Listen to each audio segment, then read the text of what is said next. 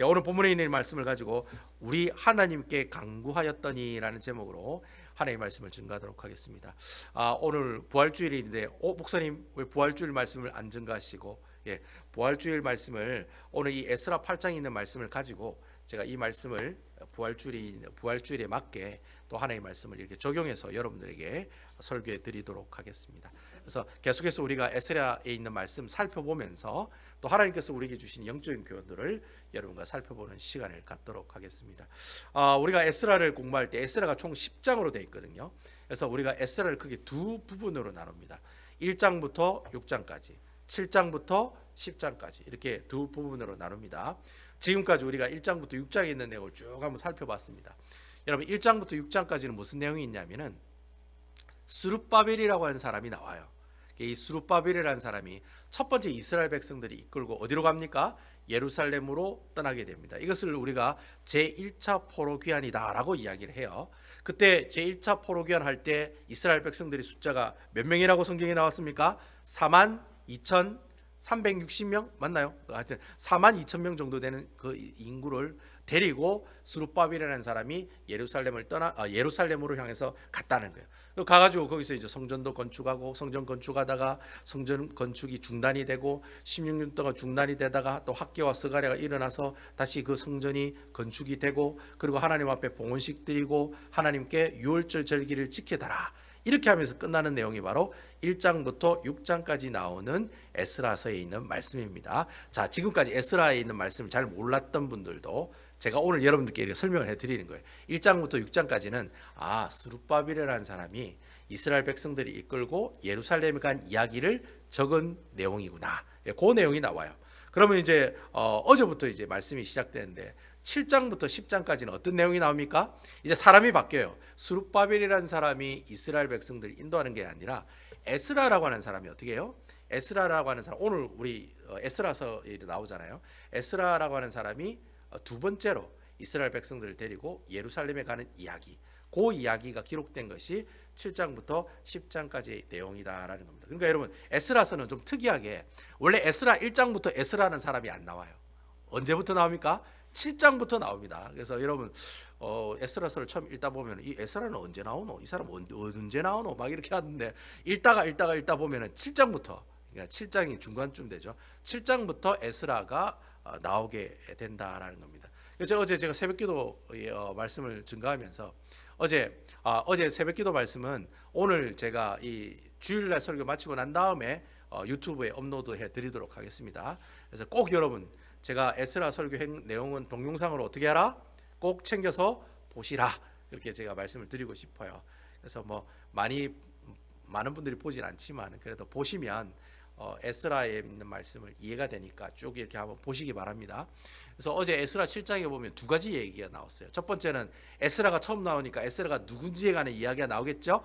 그래서 아론의 대제사장이 16대 자손이요 하나님이 여호와의 율법에 아주 익숙한 사람이다. 아주 전문적이고 하나님의 말씀을 잘 알고 또 그 말씀을 가르치는 사람이 에스라라는 사람이다라는 것을 우리가 어제 알게 되었고 또 두 번째는 어떤 내용이 나왔습니까?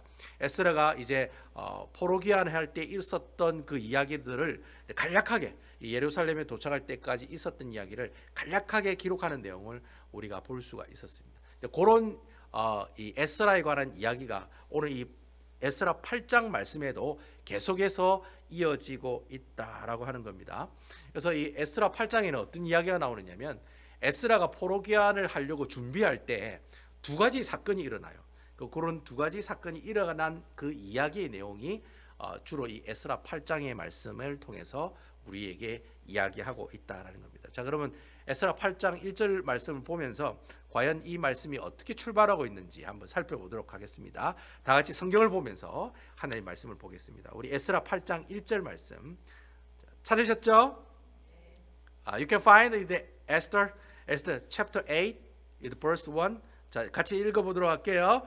자, 시작. 아닥사스다 왕이 있을 때 나와 함께 바벨론에서 올라온 족장들과 그들의 계보는 이러하니라.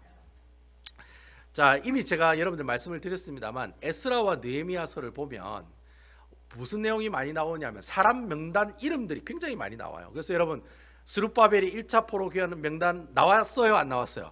나왔어요. 그리고 이 그 고레스 왕한테 받은 성전 기물이라든 은금 그 물품 목록들이 나왔어요, 안 나왔어요? 나왔어요. 그리고 성전이 중단됐을 때 그 성전이 계속 건축되는 게 맞나요, 안 맞나요?라고 이렇게 다뜨네 총독이 그 다리오 왕이에요. 다리오 왕에게 뭘 보내요? 상소문을 보내는 내용이 나와요, 안 나와요? 그런 내용이 많이 나와요. 나중에 에스라하고 느헤미야를 보면 그런 내용들이 주로 나온다는 거지. 왜 이런 내용들이 자주 나오느냐? 이유가 뭐냐? 이유는 한 가지밖에 없어요. 바로 에스라와 느헤미야에 있었던 이야기는 팩트다, 팩트가 아니다. 자, 제가 영어를 잘 못 알아들으셨나 보는데 제가 다시 해석을 하겠습니다. 에스라와 느헤미야 나오는 모든 사건은 사실이에요, 사실이 아니에요?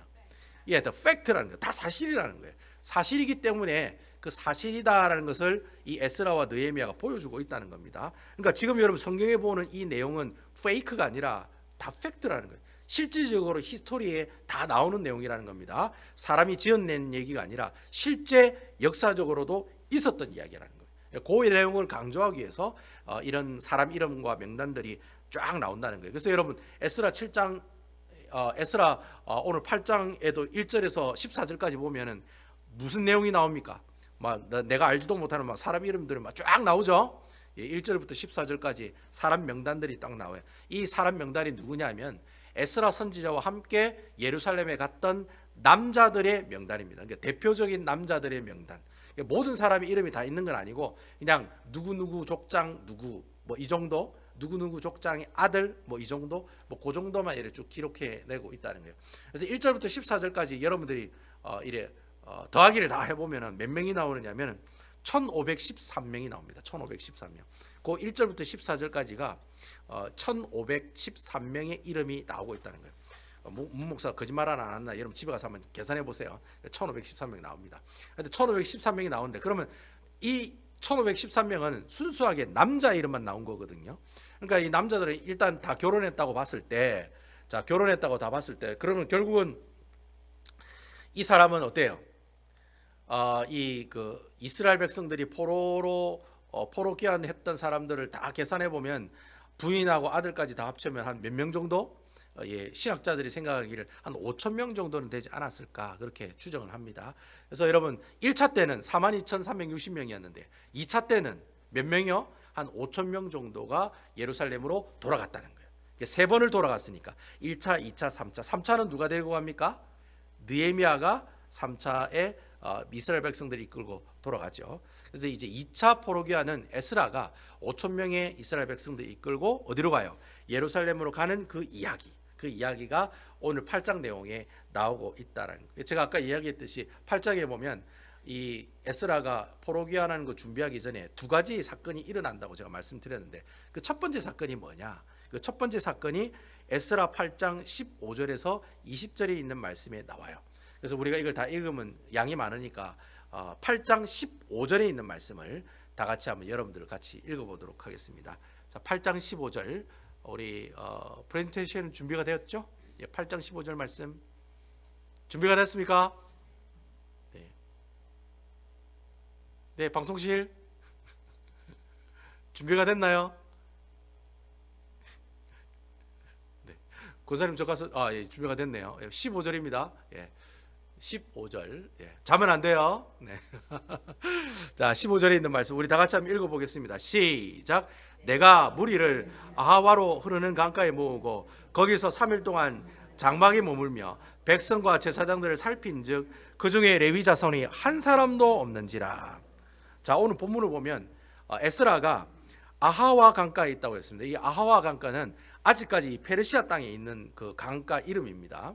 그래서 여러분 이 페르시아가 있는 수도가 있는 곳은 저기 아주 유명한 티그리스 유프라테스 강이 흐르는 곳이기 때문에 아주 물이 흐르는 지역이 많습니다. 그래서 아마 그 강 여러 가지 이름들 중에 아하와 강이라는 그런 강이 있었던 것 같아요. 그 강가에 이제 예루살렘 가기 위해서 이스라엘 백성들이 3일 동안 머물러 있었어요. 거기에 이제 거기서 뭐 여러 가지 준비도 해야 되고 체크도 해야 되고 그렇죠. 그렇게 하기 위해서 3일 동안 그곳에 머물러 있었다는 거예요. 근데 3일 동안 머물러 있으면서 이스라엘 백성들을 살펴봤다라고 성경은 지금 얘기하고 있다는 거예요. 자, 여러분 그 여러분 그 단체 관광 가본 적 있으세요, 없으세요? 단체 관광 가봤어요, 안 가봤어요? 가봤죠. 가면 그때 가이드가 항상 이렇게 깃발 들고 뭐 합니까, 여러분? 항상 뭐 합니까? 예? 우리 김 집사님 화장실 갔다가 돌아왔나 확인하고, 예, 우리 장로님 화장실 갔다가 돌아왔나 확인하고. 여러분 단체 관광 여행 가면 가이드가 항상 뭐 합니까? 출발하기 전에 인원 체크하고, 버스 타면 인원 체크하고, 버스 나갈 때 인원 체크하고, 박물관 들어갈 때 인원 체크하고, 박물관 끝나고 나오면 또 인원 체크하고. 체크해요, 안 해요? 체크하는 거예요. 체크하는 일이 가이드가 하는 일이라는 거예요. 뭐 가이드가 뭐 가이드 한다고 가이드가 아니고, 단체 관광 하면 어때요? 다 사람들이 인원 체크한다는 거예요. 할머니가 혹시 화장실 갔다가 안 돌아왔나, 안 돌아왔나, 또 뭐 물건 산다고 저기 가게 가지고 돌아오지 않고 있나 없나, 어떻게 해요? 계속 체크해야 된다는 거예요. 마찬가지로 지금 이 에스라도 지금 뭐 하고 있는 거야? 체크를 하고 있는 거야. 혹시 사람들이 빠졌나 안 빠졌나 체크하고 있었다는 거예요. 근데 이 에스라가 체크를 했는데 어떤 사실을 발견했냐면은, 요번에 예루살렘에 가겠다고 5천 명이 모였는데 레위 지파 사람들이 한 사람도 없더라는 겁니다. 왜 이게 문제 있는 사건이냐면은, 사실 여러분 에스라가 이스라엘 백성들 데리고 예루살렘에 간 이유가 있는데, 그 이유가 뭐냐면은, 예루살렘 성전, 이미 예루살렘 성전은 만들어져 있습니다. 스룹바벨이라는 사람이 예루살렘 1차 때 이스라엘 백성들이 갔을 때 성전을 다 지어놨어요. 근데 그 성전 지으면 땡입니까, 여러분? 성전을 어떻게 해야 돼요? 성전 안에서 뭘 해야 됩니까? 예배도 해야 되고, 음식도 만들어야 되고, 저기 안내 보는 사람도 있어야 되고, 이 청소하는 사람도 있어야 되고, 성전 안에 성전에 관리하는 사람들이 있어야 된다는 거예요. 그 성전을 관리하는 사람들이 누굽니까? 레위 지파 사람들이었다는 거예요. 여러분 아시겠죠, 그죠? 레위 지파 사람들이 예배하는 데 도와주고, 또 어떻게 해요? 하나님의 율법들을 사람들에게 가르쳐주고 하는 사람들이 바로 레위 사람들이었어요. 근데 여러분 예루살렘 돌아가자고 사람들을 모았는데 5천 명이나 모여져 있는데 레위 지파 사람들 하나도 없는 거예요. 자, 그러면은 에스라가 이 사람들을 데려갈 맛이 나겠어요, 안 나겠어요? 안 나는 거예요. 왜냐하면 원래 목적은 예루살렘 성전에 레위 지파 사람들을 좀 충원시키고 부족하니까. 그리고 또 어떻게 해요? 지금 같이 가는 사람들이 하나님의 율법을 좀 배우고, 그 사람들이 예배 회복하고, 어쩌다 하나님 신앙생활 잘 할 수 있도록 만드는 것이 에스라가 하는 목적인데, 실질적으로 에스라가 사람들을 데려가는데 다 레위 지파 사람들 없고 거시기한 분들만 다 계시더라는 거예요. 거시기한 분들만. 말씀을 가르치는 사람이 있어야 되는데 말씀을 가르치는 사람 한 명도 없고, 어떻게 해요? 좀 거시기한 분들만 다 계시더라는 거예요. 그러니까 에스라가 이건 아니다라고 생각이 된 거예요. 그래서 에스라가 그 순간에 그 족장들을 불러놓고 그렇게 얘기하는 거예요. 이보시오, 지금 주위에 혹시 레위 사람들이 있으면 혹시 그 사람들을 좀 설득해서 좀 데려와 주셨으면 좋겠습니다. 우리 다 같이 레위 사람을 찾도록 합시다 하면서 어떻게 해요? 거기에 있는 모든 사람들이 다 흩어져 가지고 레위 사람들을 다 설득해서 데려온다고, 그런 일들이 일어나는 것이 바로 첫 번째 사건의 이야기의 내용이었다라고 하는 겁니다. 여러분 상식적으로 한번 생각해 보세요. 우리 집사님이 미국에 사는데 돈도 많이 벌었어요. 자식들도 다 잘 됐어. 연금도 착착 나오지. 날만 좋으면 차 몰고 놀러도 가고, 그런 평화로운 삶을 살아가다가 갑자기 문목사가 나타나가지고, 집사님 우리 한국으로 가십시다. 한국 가서 무너진 성전을 다시 회복하고 예배를 드리십시다. 이래 얘기하면 갈 마음이 있겠어요, 없겠어요? 솔직히 얘기해놓고 잘 먹고 잘 살면 있겠어요, 없겠어요? 내가 그 말라고 한국 가가지고 힘들게 교회 개척하고 거기서 막 목사님하고 전도하고, 난 여기서 지금 100만 불짜리 집에 살고 있는데 괜히 한국 가가지고 뭐 학고박만 원, 몇천만 원짜리 전세 아파트 들어가가지고 사니, 차라리 내가 여기서 마음 편하고 사는 게 좋지. 한국 가려고 하겠어요, 안 하겠어요? 야, 한국이라 생각하지 말고 다른 나라에 가려고 하겠어요, 안 가겠어요? 가자면 안 가죠, 당연히. 아이고 목사님 혼자만 잘 가세요. 저는 그냥 여기서 열심히 살다가 기도하다가 죽겠습니다. 그렇게 얘기하는 사람들이 많죠. 여러분 그 시대 때도 똑같다는 거예요. 그 시대 때도 레위 사람들 중에는 여기가 편하거든요. 70년 동안 살았는데 여기가 제2의 고향인데, 내가 여기를 떠나서 예루살렘에 가면 성벽도 없고 예루살렘에 사는 사람 집도 없는 그 동네에 내가 왜 가려고 하겠어요? 그러니까 여러분 돈 좀 벌고 잘 먹고 잘 사는 사람은 솔직히 예루살렘에 가려고 하겠어요, 안 가려고 하겠어요?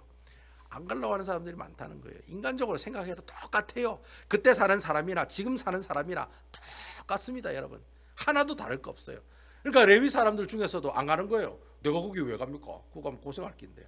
안 간다는 거예요. 여기 자기 자손들도 다 있고 시집장가가 가가지고 다 잘 먹고 잘 사는데 왜 그 힘든 예루살렘으로 가겠냐 말이죠. 난 안 간다는 거예요. 그래서 안 가는 사람들이 많았다는 거예요. 그러니까 주위에 있는 족장들이 퍼져가지고 그 레위 사람들을 찾아가지고 설득을 하는 거예요.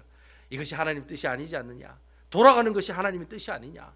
돌아가서 하나님의 성전을 섬기는 것이 우리 일이 아니겠느냐. 그래서 막 사람들이 이렇게 꼬셔가지고, 꼬신다는 말이 좀 이상하네. 설득해서 몇 명이 모였다고 성경이 얘기하고 있습니까? 여러분 제 얼굴을 보시면 안 돼요. 제 얼굴을 보면은 은혜를 못 받을 수가 있어요. 성경을 봐야죠. 성경에 18절에서 20절에 보니까 몇 명을 모았어요. 몇 명을 모았습니까, 여러분? 성경 보세요. 18절에서 20절에 보니까 몇 명이 모였다 되어 있습니까? 예? 220명. 또 앞에 레위 사람은 몇 명? 아까 220명은 느비딤 사람들이고 레위 사람은 몇 명 모였습니까? 38명이 모였대요. 38명. 그러니까 찾고 찾았는데 레위 사람 38명을 찾은 거예요. 이것도 여러분 많이 찾은 겁니다. 이 레위 사람은 38명을 찾고 또 르비딤 사람이랬는데 이 르비딤 사람이 누구냐면은 이 르비딤 사람은 옛날에 다윗이 이렇게 솔로몬이 성전을 건축했을 때 그 레위 지파 사람들을 돕는 종들이 있었습니다. 그 종들이 바로 느비딤 사람들이었어요. 그러니까 이 느비딤 사람들도 어떻게 해요? 같이 이 바벨론 포로를 끌려갈 때 같이 잡혀왔다는 거예요. 성전에서 일하는 사람들이니까. 주로 이 르비딤에 있는 이 사람들 무슨 일을 하냐면 뭐 그 성전 제사 지내다 나온 똥이라든지 아니면 내장이라든지 아니면 각종 뭐 더러운 물건들 있잖아요. 그런 것들 치우는 사람들이었어요. 그런데 어쨌든 이 사람들도 뭐 하는 사람입니까? 성전에서 일하는 사람들이었습니다. 근데 그 느비딤 사람들을 다 끌고 모아가지고 어떻게 해요? 그 220명, 38명을 찾아가지고 이 사람들과 같이 함께 어떻게 해요? 예루살렘으로 가게 됐다는 사건이 바로 이 에스라가 포로 귀환을 준비할 때 있었던 첫 번째 사건이었다는 거예요. 아, 이런 사건이 있었구나. 레위인이 하나도 없어가지고 어떻게 해요? 레위인을 모집하는 광고를 하고 사람들을 풀어가지고 레위인을 설득해서 데려오는 그런 사건이 첫 번째로 있었다는 거예요.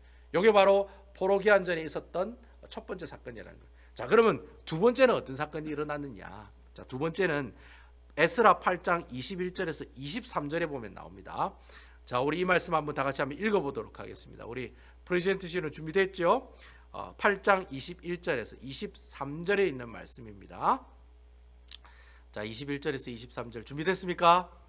예, 화면으로 우리 방송을 보시는 분은 화면을 보시고요. 나머지 분, 우리 여기 계신 분 다 성경 보세요. 제 얼굴 보지 마시고 성경 보셔야 돼요. 자, 우리 다 같이 한번 읽어보도록 하겠습니다. 21절입니다. 시작.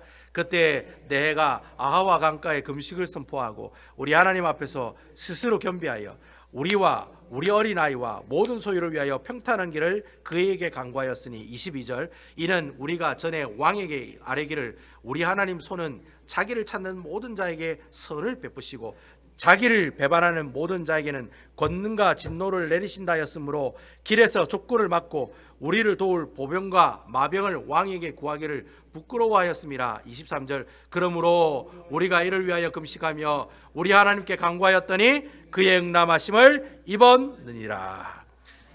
에스라가 예루살렘으로 출발하기 전에 있었던 두 번째 사건이 뭐였냐면은 에스라가 이제 아하와 강가에서 이스라엘 백성들에게 무엇을 선포하고 금식을 선포하고 같이 기도하는 사건이 바로 두 번째 사건이라는 거예요.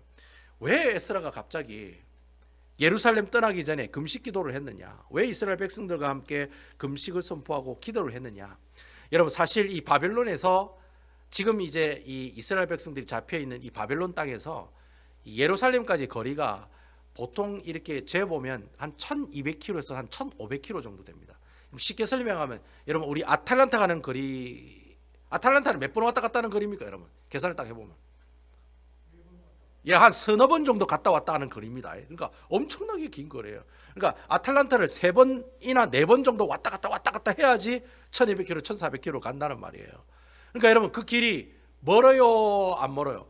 굉장히 먼 거리라는 거예요. 그리고 여러분 그 길은 옛날에 무역상들이 무역을 하기 위해서 지나가는 길이었어요. 그러니까 여러분 그곳에 나쁜 놈들이 많아요, 적어요?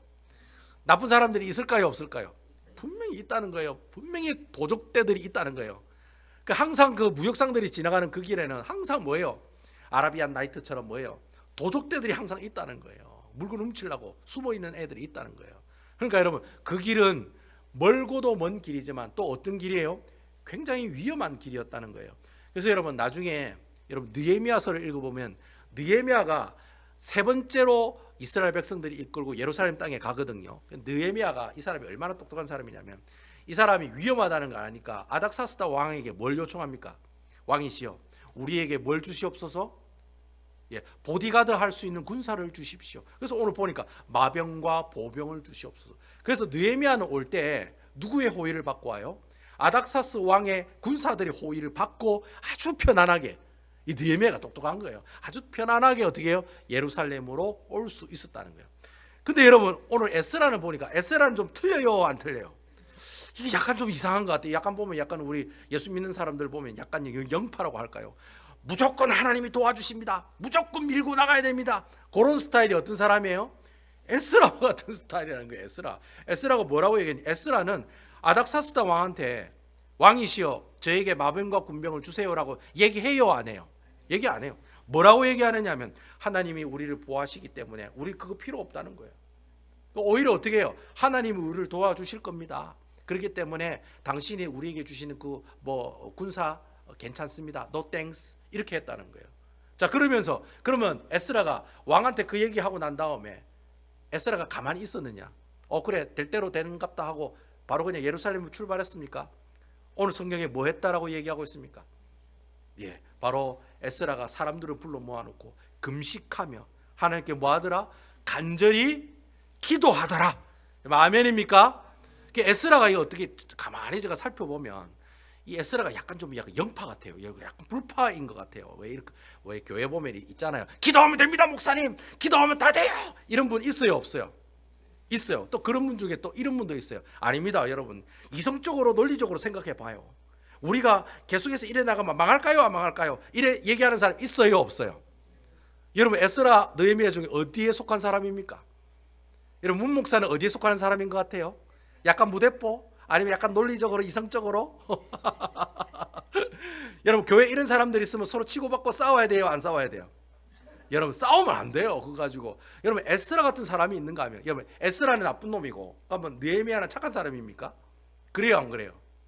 에스라도 하나님께 쓰임받는 사람이고 느헤미야도 하나님께 쓰임받는 사람이었다는 거예요. 그러니까 여러분 조금 더 생각해보고 이렇게 하자라고 생각하는 그 사람을 두고 믿음이 없어가지고 말이에요. 하나님도 믿지도 않고 기도하면 되는데 왜 그래? 이렇게 얘기할 필요도 없고 어떻게 무식하게 이성적으로 논리적으로 생각하지도 않으면서 주의 일을 하냐고 또 그 사람에게 비판할 필요도 없다는 거예요. 교회는 에스라도 있고 누구도 있어요? 느헤미야도 있는 거예요. 그러니까 여러분 문 목사가 어떤 사람인지 여러분 스스로 결정하시고 여러분 문 목사가 이렇게 나가더라도 여러분 어떻게 해요? 이해를 하세요.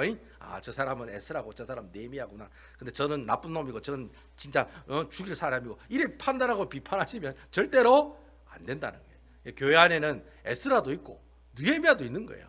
서로 존중하면서 어떻게 해요? 같이 화합하면서 나가는 것이 하나님께서 기뻐하시는 모습이다라는 겁니다. 어쨌든 여러분 에스라는 약간 좀 어떤 파입니까? 성령파인 것 같아요. 내가 볼 때는 기도하면 됩니다. 그런 파였던 것 같아요. 제가 볼 때는 일단 이 에스라가 어떻게 해요? 하나님의 도우심이 필요 없습니다. 우리가 기도하면 하나님께서 그 기도를 어떻게 주신다?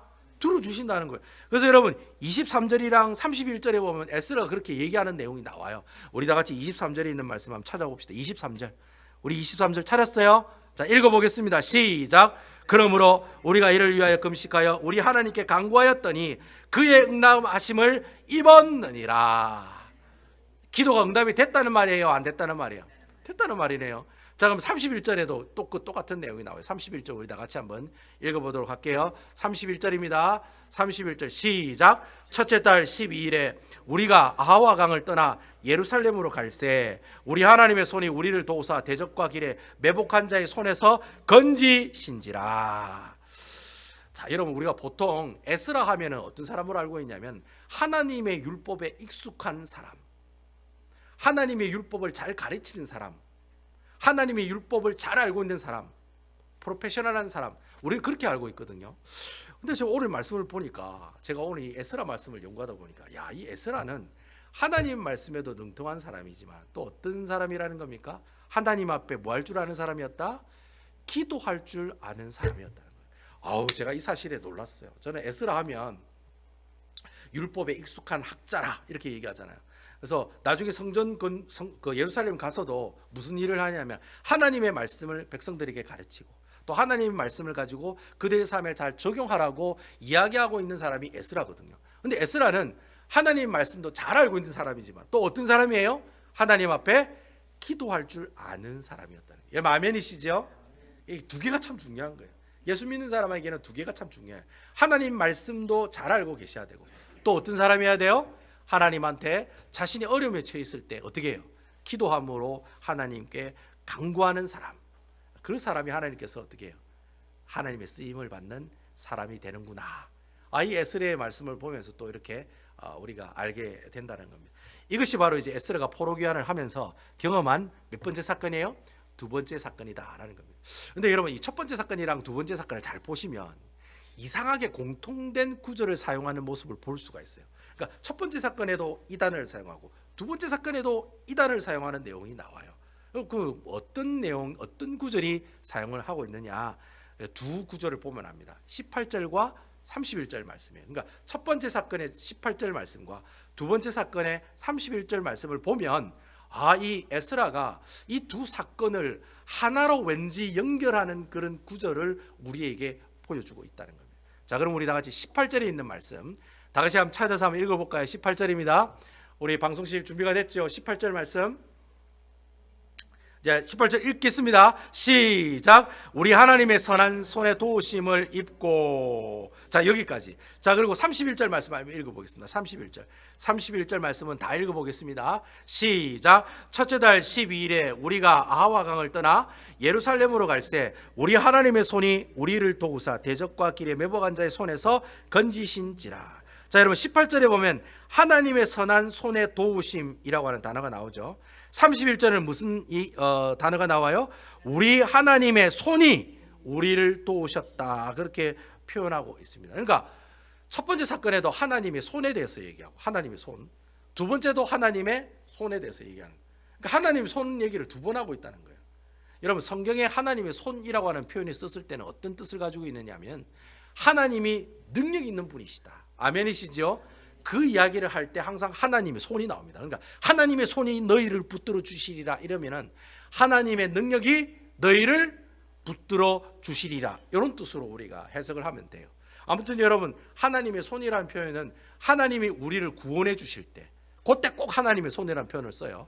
그리고 하나님이 우리를 도와주실 때 그리고 하나님이 우리를 보호해 주실 때 프로텍트 해 주실 때 우리를 에스코트 해 주실 때 우리를 이끌어 주실 때 우리를 어떻게 해요? save, 구원해 주셨을 때 사용하는 단어가 하나님의 손이라고 하는 표현이다라는 거예요. 그러니까 하나님의 손이라는 표현을 사용할 때는 항상 어떤 의미를 가지고 있어요? 하나님의 능력이 우리에게 임하셨습니다. 이러한 사실들을 설명할 때 꼭 성경에 보면 하나님의 손이라는 표현이 나온다는 거예요. 자, 그러면 우리가 이 하나님의 손이라는 단어를 보면서 알 수 있는 하나님의 교훈이 바로 그거라는 거예요. 자, 첫 번째 사건과 두 번째 사건이 있었어요. 첫 번째 사건은 레위인이 없어서 레위인을 모집하는 그런 사건이었고 두 번째는 그 예루살렘으로 가는데 그 보호와 그 모든 프로텍트를 누가 감당하신다? 하나님께서 감당하시게 해달라고 뭘 해요? 하나님께 기도하는 사건이 나왔다는 거예요. 결국 여러분 레위 사람들이 필요했을 때 레위인을 모집케 하시는 분은 에스라와 그 주위에 있는 족장들이었습니까? 아니면 하나님이었습니까? 바로 하나님이셨다는 거예요. 여러분 아멘이시죠? 여러분 하나님께서 우리의 길을 보호해 주십시오라고 기도했는데 그 기도한 그 이유가 뭐예요? 그 길을 진짜 인도하시고 보호하시는 분은 누구이시다? 여호와 하나님이시라는 사실을 알고 있었기 때문에 에스라가 하나님 앞에 뭐 했다는 겁니까? 기도했다는 거예요. 결국 여러분 첫 번째 사건, 두 번째 사건 누가 주관하신다는 거예요? 에스라가 주관한다? 에스라와 그 같이 가는 사람들이 주관한다? 누가 그 길을 주관한다? 여호와 하나님께서 그 길을 이끌어 가시고 인도하시고 주장하시고 보호해 주시고 프로텍트 해 주시고 어떻게 해요? 예루살렘까지 끝까지 가게 해 주신다는 거예요. 여러분 아멘이시죠? 그러니까 여러분 머리부터 발끝까지 누구의 도움 없이는 하나님의 도움이 없이는 에스라가 요만큼의 눈꽃만큼의 일도 할 수 있어요 없어요? 절대로 할 수가 없습니다 라고 하는 이야기가 바로 오늘 에스라 8장에 나오는 두 가지의 사건을 통해서 우리에게 이야기하고 있다는 거예요. 결국 하나님께서 이 사건을 통해서 우리에게 주신 영적인 교훈이 바로 그거예요. 여러분, 에스라라는 사람은요, 뭐가 기준에 딱 자리 잡고 있었느냐 하면, 내 모든 인생을 책임져 주시는 분은 바로 누구다? 바로 자기 한국도자기 당신이야. 당신이에요. 내 인생 책임지시는 사람이 당신이에요. 나이가 들면 들수록 아니라고 하시더라고요. 그렇다, 맞아요, 안 그래요? 이런 얘기 하면 되나? 어쨌든 간에 여러분, 그 우리가 연세가 드시다 보면은 점점점 옆에 있는 우리 영감님 의지합니까? 영감님 의지 안 합니까? 점점 의지 안 하죠. 우리 옆에 계시는 우리 할머니 의지하십니까? 의지 안 하십니까? 점점 의지 안 하죠. 다 내가 혼자 살려고 그러잖아요. 나이 들다 보면은. 저 지금도 그런 것 같아요. 저는 옛날에는 뭐 마누라가 없으면 아무것도 못해요 이러지만 요즘은 아니에요. 좀 떨어져서 자면 좋을 것 같고, 좀 같이 뭐 이렇게 있으면 맨날 싸울 것만 같고, 벌써부터 제가 이 조짐이 이래 보이는데 여러분은 어떻겠습니까, 여러분? 아무튼 여러분, 사람이라는 그런 것 같아요. 에스라는 기준이 뭐냐면은, 자기 모든 인생을 책임져 주시는 분은 누구이시다? 여호와 하나님이십니다 라고 하는 이 모든 이 진리가 어떻게 해요? 에스라의 모든 삶 가운데 딱 뿌리 박혀 있다는 거예요. 그게 딱 뿌리 박혀 있으니까 뭐가 나오는 거예요? 어려울 때 무엇을 봐요? 어려울 때 뭘 봐요? 말씀을 보는 거예요. 그리고 내게 어려움이 있으면 뭘 해요? 뭘 해요? 기도를 하는 거예요. 그러니까 여러분, 말씀과 기도가 나오는 것은 내가 해야지 하고 나오는 게 아니라는 거예요. 뭔가가 기준이 있어야지 말씀이 나오고, 뭔가 그 기준이 있어야지 기도를 하나님 앞에 드리러 나가게 된다는 거예요. 그런데 그 에스라는 어떤 기준이 있었느냐? 에스라는 자신의 모든 인생을 주관하시고 이끌어 가시고 머리부터 발끝까지 다 관여하시는 분은 누구이시다? 여호와 하나님이시다. 고로 나는 I need you. 나는 당신만 필요하다는 거예요. 오직 하나님만 필요하다는 거예요. 그런 마음을 가지고 있기 때문에 그가 어렵고 힘들 때마다 뭘 찾아요? 하나님의 말씀을 찾는 거예요. 하나님이 뭐라고 얘기하시는가 들어야 되니까. 그리고 하나님 앞에 무릎 꿇고 기도하는 거예요. 하나님이 뭐라 하시는지 들어야 되니까. 그러니까 말씀과 기도의 이 모든 패턴들이 어디서 나오는 거예요? 여호수아가 내 모든 인생의 주인은 주님이시여 라고 하는 이 기준에서부터 말씀과 기도가 나왔다는 거예요. 여러분, 오늘 이 말씀을 가지고 부활절을 맞이하는 우리에게 똑같이 이 말씀을 우리의 부활신앙을 가지고 적용시킬 수가 있습니다. 여러분, 신약 성경에 보면 사복음서 빼고 난 다음에 사도행전, 로마서, 고린도, 전후서, 갈라디아서, 에베소, 빌립보, 골로새, 데살로니가 막 이래가지고 막 뒤에 막 요한계시록까지 나오잖아요. 여러분, 그 일명 사도바울 선생이 지은 책, 사도바울 선생이 지은 책들을 보면은 그 신약 성경에 나오는 그 내용을 보면은 그 주제가 뭔지 아세요? 두 가지밖에 없어요. 주제가. 여러분, 고린도, 전후서, 갈라디아서, 에베소, 빌립보, 골로새 그 짜잘짜잘하게 나오는 신약 성경들이 있죠. 그 신약 성경의 주제는 두 가지예요. 예수님이 우리를 위해 십자가 못 박혀 죽으셨다. 요거 한 가지하고, 예수님께서 우리를 위해 3일 만에 어떻게 하셨다? 부활하셨다. 이 두 가지밖에 없어요. 여러분, 한번 쭉 한번 읽어보세요. 특별히 여러분, 사도행전에 보면은 사도 베드로와 사도 바울 선생이 설교하는 내용이 나와요. 여러분, 사도행전 읽어보시면, 여러분 나중에 확인해 보세요. 문 목사 거짓말 아닌가. 사도행전을 쭉 읽어보시면 사도 베드로가 설교하는 장면이 나와요. 그리고 여러분 15장 이후에는 사도 바울 선생이 설교하는 내용이 나와요. 근데 그 설교하는 내용의 주제가 뭔지 아세요? 예수님이 십자가 너희를 위해 죽으셨다. 그리고 예수님께서 3일 만에 어떻게 해요? 부활하셨다. 그래서 너에게 하나님께서 5가지의 구원의 선물을 주셨다는 거예요. 사제, 칭의, 화친, 죽고 부활하시면 우리에게 주신 부활의 산 소망과 영생, 이 5가지의 구원의 은혜를 주셨습니다. 그 얘기가 바로 사도 바울 선생이 사도 베드로가 설교했던 주제의 내용들이라는 거예요. 그러니까 여러분, 제가 드리고 싶은 얘기가 뭐냐면은, 오늘 우리가 기독교의 절기 중에 가장 중요한 절기가 무슨 절기인 줄 아세요? 부활주일이에요. 여러분, 부활주일이 빠지면 기독교는 안고 없는 찐빵이하고 고무줄 없는 팬티하고 똑같아요, 여러분. 예? 그 드레싱 없는 샐러드하고 똑같아요, 여러분. 아무것도 맛이 없어요. 그 소금 안 넣은 곰탕하고 똑같아요, 여러분. 뭐 소금 안 넣는 곰탕 좋아하시는 분도 계시지만, 일단 여러분, 아무것도 조미료가 가미되지 않은 음식, 그런 음식과 같은 것이 바로 이 부활절의 신앙을 가지고 있다라는 거예요. 제가 순간 잊어버릴 뻔했습니다. 그래서 그만큼 이 부활절이 중요하다 안 중요하다? 중요하다는 거예요, 기독교에서는. 그래서 이 부활주의를 항상 이렇게 지킨다는 거예요. 그래서 그 부활절이 중요하니까 주일을 부활절로 만들었잖아요. 그러니까 여러분 매주일마다 교회 나오는 게 예수님의 부활을 기념하는 거예요, 기념하지 않는 거예요? 그게 기념하는 것이 중요하니까 그거 기억하라고 예수님이 죽으신 금요일부터 3일 만에 부활하신 이 일요일 주일을 어떻게 해요? 우리가 매주마다 나와서 하나님 앞에 예배드리고 찬양드리고 나아간다는 거예요. 예수님의 부활절을 기억하기 위해서. 그래서 여러분 이것을 다시 우리가 이 부활주일의 신앙으로 이렇게 접목을 시키면 그거예요. 예수 믿는 사람들은 항상 어떤 신앙이 기준으로 자리 잡고 있어야 돼요? 부활 신앙이 기준으로 자리 잡고 있어야 된다는 거예요. 그래야지만이 뭐가 나와요? 매일 하나님의 말씀을 묵상하는 것이 나온다는 거예요. 그리고 또 매일 하나님 앞에 무릎 꿇고 기도하는 것이 나온다는 거예요. 그러니까 여러분 제가 여러분들에게 100번 여러분들에게 말씀 좀 보세요. 기도 좀 하세요. 나중에 송구영신 예배 때 봅시다. 예, 그래 성경 일독했나 안 했는데 다 검사합니다. 제가 막 이렇게 불을 토하면서 여러분들에게 이야기를 해도 여러분들 마음 가운데 예수 그리스도의 부활에 관한 신앙이 딱 기준으로 자리 잡고 있지 않으면 백날 첫날 성경 보라고 해도 성경 봐요 안 봐요? 여러분 죽어도 안 봐요. 여러분 기도하라고 해도 기도해요 안 해요? 죽어도 안 해요. 내가 내 몸에 암병이 들면 그때 기도하려나 모르겠는데 내 몸에 암덩어리가 없는 그 순간 전까지는 절대 기도 안 해요. 절대 기도 안 해요. 근데 여러분 내 심령 가운데 예수 그리스도의 놀라운 이 부활의 신앙을 항상 가지고 있는 사람들은요 사람이 변해요. 말씀을 보지 말래도 봐요. 기도하지 말라고도 기도해요. 여러분 그 대표적인 사람들이 누굽니까? 예수님의 제자들이잖아요. 예수님의 제자들이 예수님의 부활을 보고 사람이 바뀌어요 안 바뀌어요? 부활을 확인하고 목격하고 난 다음에 사람들이 바뀌어요. 그 다음에 예수님의 12제자 중에 사도 요한만 빼고 나머지 11명은 다 어떻게 됩니까?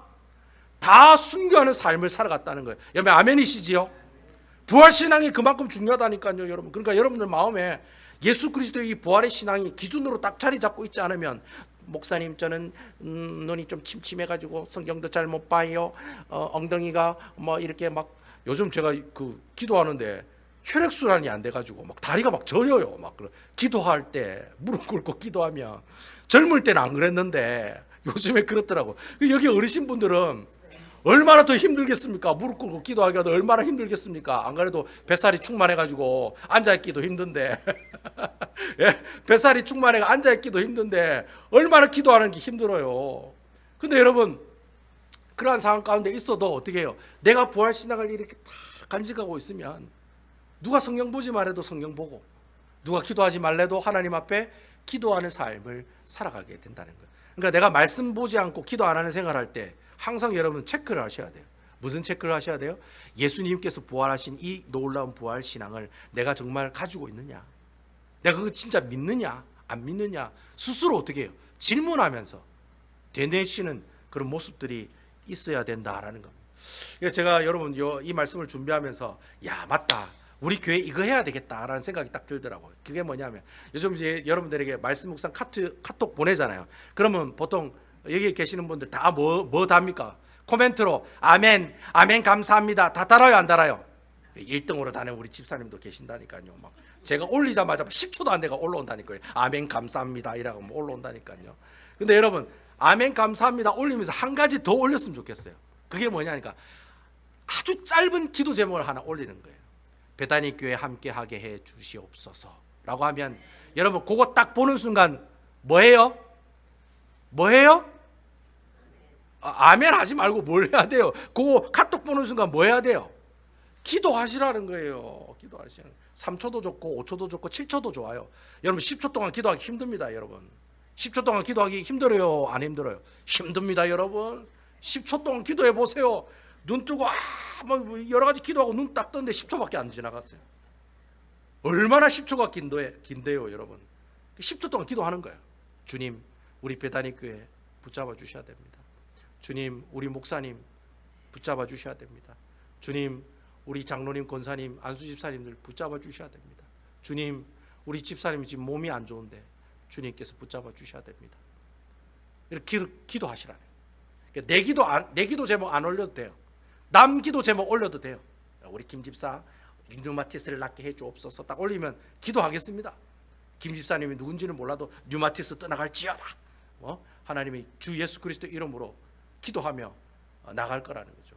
그래서 내일부터 여러분 제가 카톡을 올리면 아멘 감사합니다 또 하시고 또 못 올려요. 자기가 기도할 기도 제목 하나씩 올리시면 기도해 드리겠습니다. 여러분 아멘이시죠? 제가 이렇게 기도해 주겠다라고 이렇게 얘기했는데도 기도를 막 잘 안 올리시더라고요. 맞아. 누구한테 기도를 많이 받고 계시는지 잘 모르겠습니다만 일단 막 문목사 기도 받기 싫어가지고 막 안 올리신 분들이 많은데 제가 내일부터 지켜볼 겁니다. 두 눈 불끈 뜨고 누가 기도 제목 올리나 안 올리나 제가 뭐 부담을 드릴 거예요. 자, 짧게라도 올리세요. 교회 위해서 기도합시다. 뭐 이래 올리면 제가 배단위 교회를 위해서 기도하고 목사님들 위해서 기도하고 여러분들 위해서 기도하는 시간을 가졌으면 좋겠다라는 그런 생각을 이 말씀을 준비하면서 하게 되었습니다. 여러분 오늘 에스라 8장의 말씀에 보니까 에스라가 무슨 기준이 있어요? 내 모든 삶을 주관하신 분이 주님이시다라는 기준이 있다 보니까 뭘 하는 사람이었습니까? 하나님의 말씀을 연구하고 하나님께 기도하는 사람이었습니다. 여러분들도 동일합니다. 오늘 우리가 부활주일을 맞이해서 예수님이 나를 위해 십자가에 죽으시고 부활하셨다 이 사실을 확실히 뿔끈 손에 쥐고 그 기준을 잡고 있는 그 사람은 어떤 사람이라는 거예요? 하나님 말씀을 찾는 사람이요 하나님께 기도하는 사람이 될 수 있다라고 하는 사실입니다. 이 사실 여러분 항상 기억하셔서 주님이 우리에게 주신 이 부활의 신앙을 오늘만 기억하는 게 아니라 매주일마다 기억하셔서 아이고 내가 하나님께 내가 말씀을 봐야지 내가 하나님께 기도해야지 이렇게 하나님 앞에 거룩한 삶을 이루는 아름다운 신앙생활을 해나가는 우리 배단위 교회 성도 여러분들 다 되시기를 주님의 이름으로 축원드립니다.